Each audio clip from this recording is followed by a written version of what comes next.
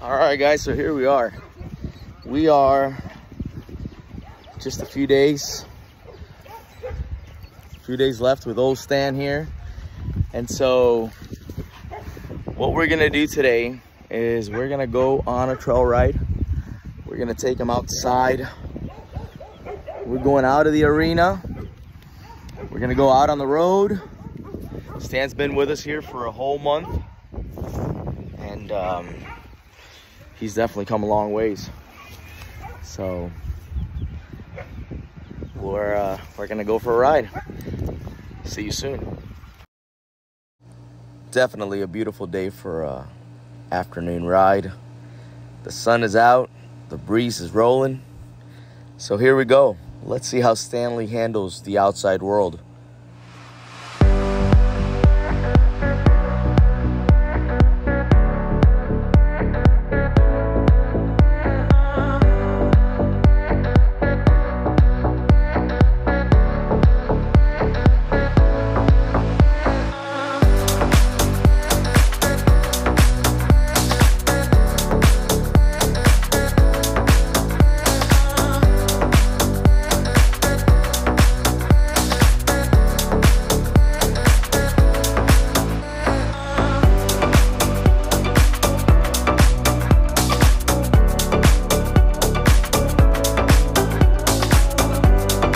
Our focus these last 30 days hasn't been to turn Stanley into a trail horse or a horse that is bomb-proof. Simply, these 30 days were to establish a relationship in which he understands that he needs to listen to us once we're on his back, and that he needs to pay attention and do what we're asking him to do. In this trail ride, he encountered cars, saw puddles, ditches, and stuff that he wasn't really used to seeing in the arena. And although he had his reactions, I was fine with that. I simply wanted him to listen to me and look for my guidance.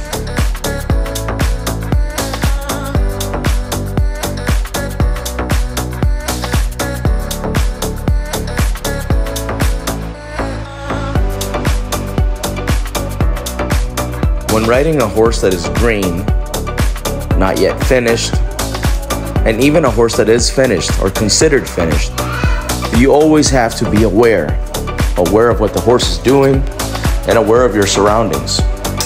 Here, Stanley encountered this puddle, and although he seemed fine, he was taken aback by it. So we had to work through this.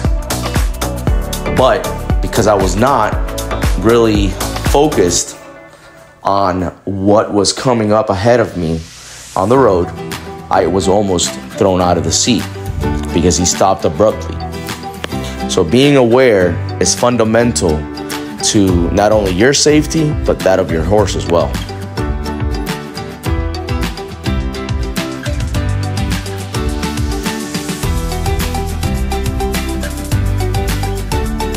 Again, our focus on this ride wasn't to make Stanley into a trail horse. Simply making sure that we're able to control Stanley when he encounters situations. That's why we focus so much on our turns, our stops, and keeping everything low and slow. The whole point of keeping it low and slow is you want to take your time with a horse so that when you encounter a situation, you're able to work through it and have control of the horse. The trash bags and the trash can were an issue for Stanley, but he was willing to listen to me for guidance. Then the ditch came along, and he wasn't too keen of it, so we just took our time. We took our time and got him to where he was crossing the ditch with minimal effort. Horses are very complex creatures, yet very simple. Persistence is key. Give and take is key. You need to be willing to release pressure and take your time. A horse isn't something that's going to learn something in a day, one session. it's gonna take time. Just like cooking a brisket is gonna take time, but if you're willing to put in that time, you are gonna reap the rewards. You're gonna have a horse that is well broke, a horse that is a good partner, and a horse that listens to you and looks to you for guidance.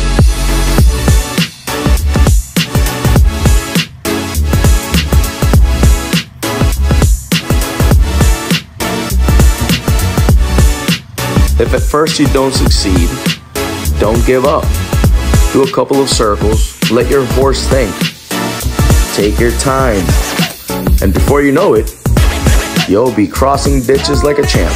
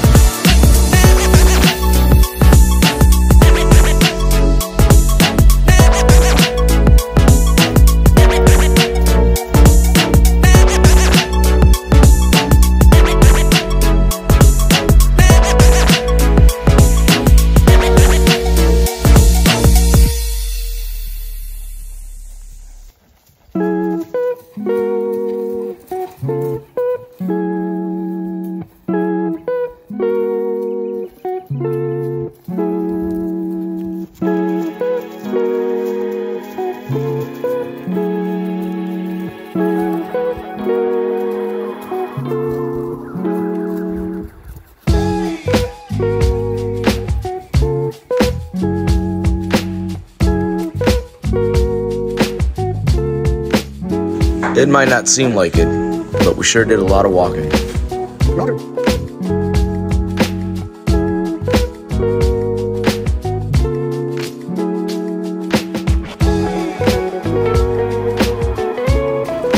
Now, most horses, given the chance, are gonna wanna run. They're gonna wanna go faster. If they start off at a trot, then they'll wanna hit a lope, and before you know it, you're at a full, wide open run. And it's fine as long as there's control, right? As long as you can control that horse, then that's fine. Now, the problem that I experienced here with Stanley is that he is very forgiving, or not forgiving, he's very giving in his mouth. But just because a horse gives to pressure doesn't mean they slow down. And although it's nice for them to give to the pressure, when you pull on those reins or you pick up on the reins, you want there to be a change in pace. That horse needs to slow down, which is not the case and is not what was happening with Stanley. He was simply flexing, he was giving to the pressure, but he wasn't slowing down. So we had to correct that.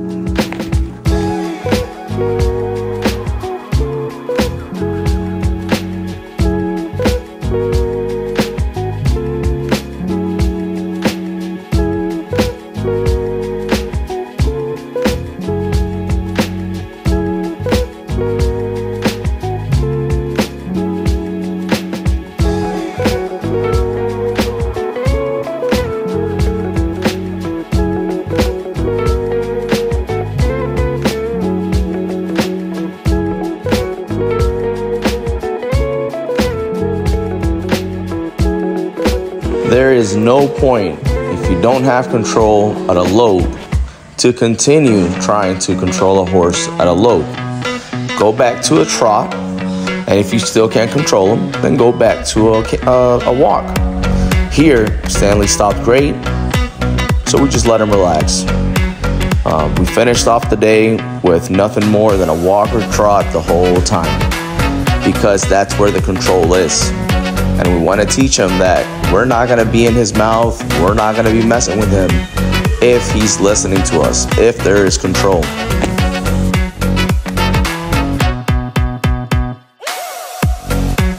This is what I call an unexpected training opportunity.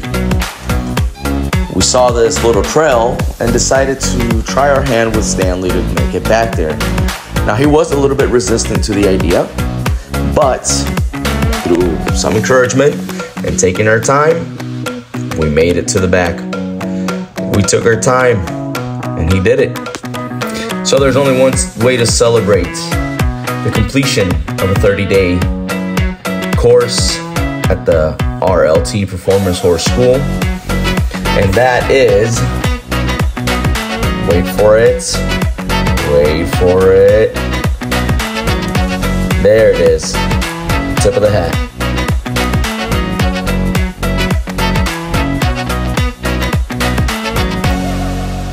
Now, it's been proven on the internet that there's only one way to show whether your horse is capable or if not of being successful. And that is, if you can't stand up on his back and take a leap off of him without him moving, then he ain't worth it. Old Stanley, you're worth it, old son. Now, this jump here only cost me a pair of jeans. I don't think I can wash that away. But thank you guys for watching the video. Please like, comment, subscribe.